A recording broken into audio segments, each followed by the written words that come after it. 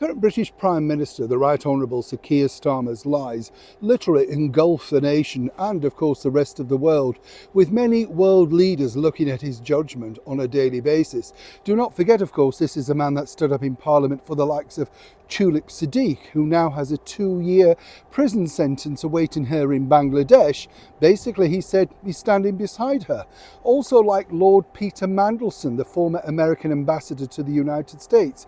2 days before, he was standing by him, thought he was brilliant, absolutely the right person for the job, had no problem at all. Likewise, the current British, well, ex-now Deputy Prime Minister, Angela Rayner. Keir Starmer thought she was brilliant, in fact, and saw no reason why Angela needed to resign. 48 hours later, Angela had to resign, and consequently he's been sort of mealy-mouthed about wanting her back. She was good for the party, only because, of course, her, as she stated herself, ill education makes him look good. It's all about, prized possessions in the land of politics. Here's where this story gets really interesting, though, because as one can imagine, when your popularity is so far down the Richter scale and you are the most unpopular British Prime Minister in living history, well, you have to do something. And it's a lesson, some might say, that he's picked up from, well, certain people across the pond. As ever, let me explain. Morning, chums, nice to see you. Thank you so much for your time today, and welcome one and all brand new subscribers. What a mess we are in over here currently in the United Kingdom, because quite frankly, it's all very well saying the British Prime Minister Keir Starmer is very proud of the budget. So he's proud, of course, of driving businesses up the wall, proud of the fact that hard-working people now have to pay even more money for the feckless, the unvetted, the rapists, the murderers that are coming into this country completely without checks and getting everything they want on the back of hard-working people. Apparently, he's proud of that. So what do you do in a situation like this? Well, here's the thing that people don't pick up on.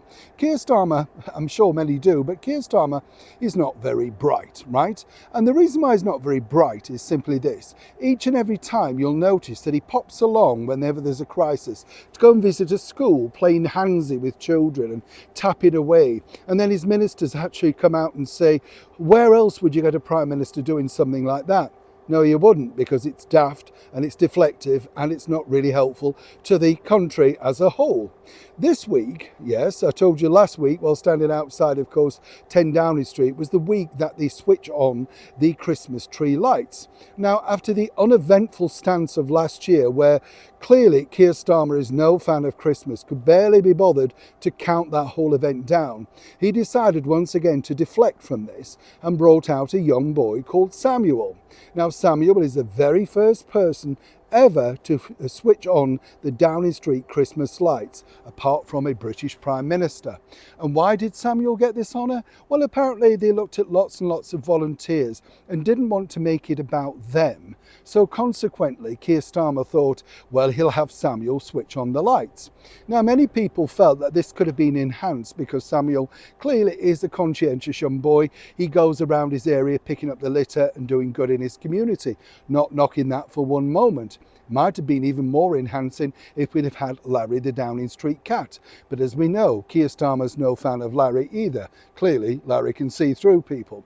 But the whole reason why Keir Starmer picked Samuel, make no mistake, because this wasn't an idea that came quickly, as it were. It wasn't the sort of thing where they thought in, I don't know, July, August, September, let's get a volunteer to switch on the Christmas lights. Again, allegedly. This simply came because, of course, he needed to distract from the hapless government that here's his Chancellor of the Exchequer, Rachel Reeves, David Lammy, who's letting prisoners out left, right and centre, and his own hapless direction of driving his own hapless government. You see, the idea basically came to Labour quite late. You can't attack a young boy standing on the steps of 10 Downing Street, particularly if it's of the right shade too, and more importantly, right, making sure that you can't attack him for doing good deeds voluntarily in his local community. That's what you call spin doctrine of the highest level. Keir Starmer knows you can't attack him on a day like today. Personally, I feel sorry for Samuel. It would have been better if Samuel had been allowed to turn on the Christmas lights, perhaps alongside Larry the Downing Street cat, and not be associated with such scurrilous backstabbing politics. What do you think? Neil Sean in the very heart of the United Kingdom.